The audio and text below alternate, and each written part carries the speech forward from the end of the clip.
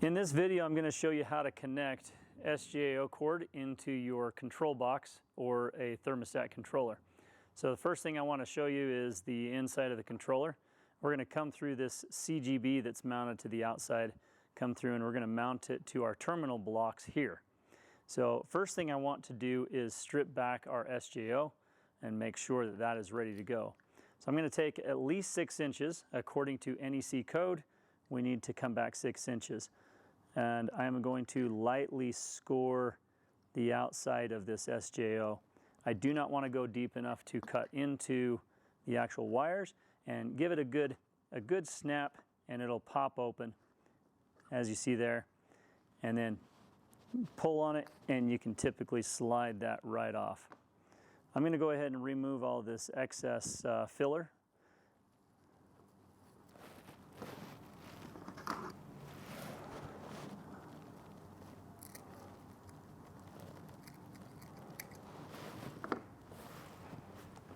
Okay, so now that I've got my cord ready to go here, oh, there is another thing you want to do is take some wire strippers and just expose the ends of your the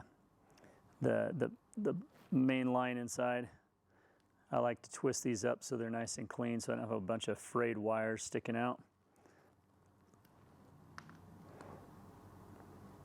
And honestly, I probably should have put this through the CGB first, just because it's easier to get the CGB over a clean wire versus one that's been stripped out, but we'll still be able to do it, no problem. Okay, so now that this is prepped, we want to send this into the controller. The CGB has a few components. This is already mounted in with your lock ring on the inside. On the outside, we have our nut that goes over the top. We have a washer ring that pushes down on our grommet, and we're going to thread these onto the SJO. So I'm going to go ahead and feed this through here, put the ring down there. I'm going to put the washer on this as well and send that down below. Now I want to put the grommet on there as well. This one is the one that if you have all this frayed material, it might be difficult to get it over the top. Twisting it and stuff. There we go. Wasn't too bad. Okay, so now that we have all of our parts, we're going to go ahead and thread this or sink it in through the CGB. Cable grommet goes into there, and we're going to tighten this down.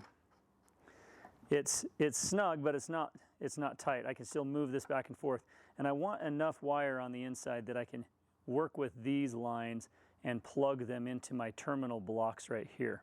Okay, so before I tighten this up, I'm going to go ahead and hook these up. To do that, I am going to go ahead and do the black one first. Actually, in this case, I do have black coming into the second terminal and red into the first. I'm going to keep black with black, and I'm going to put the white with the red. So I'm going to put the white in first. To do that, you're going to use your precision flathead screwdriver, and you'll see this hole right here. I can go ahead and put that in there and turn the screw that's inside of there and just unscrew it a little bit, just enough that, let's make sure that you can see this so that my hand's not in the way. Down below, I'm going to feed my wire into the slot below.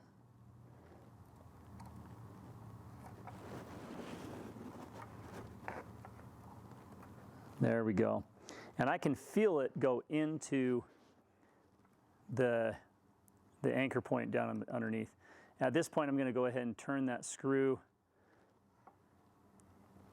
and tighten it down. I can feel it getting tight. There we go. That's snug. I'm going to go ahead and test it. I can feel that wire is nice and snug in there. The black one is next, so I'm going to go ahead and put that down in underneath. Okay, it's in there. I want to keep a little bit of pressure, keeping it in that slot. and I'm going to go ahead and tighten that screw down. Keep in mind the terminal blocks are for your heat cable to hook up to. There we go, that's nice and snug. And yep, we're tight. And I'm going to go ahead and hook up the ground by doing the exact same thing.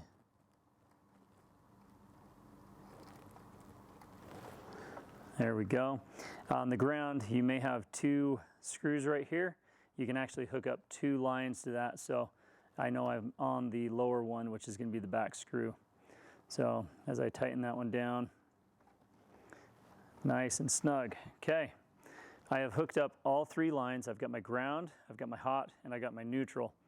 And it is ready to go. Anything hooked up on the back of the breaker is your line from your breaker source. And hooking these up, this is going to be your heat cable line. And of course, you're going to do a heat cable to SJO connection outside the box. And the SJO comes into the box.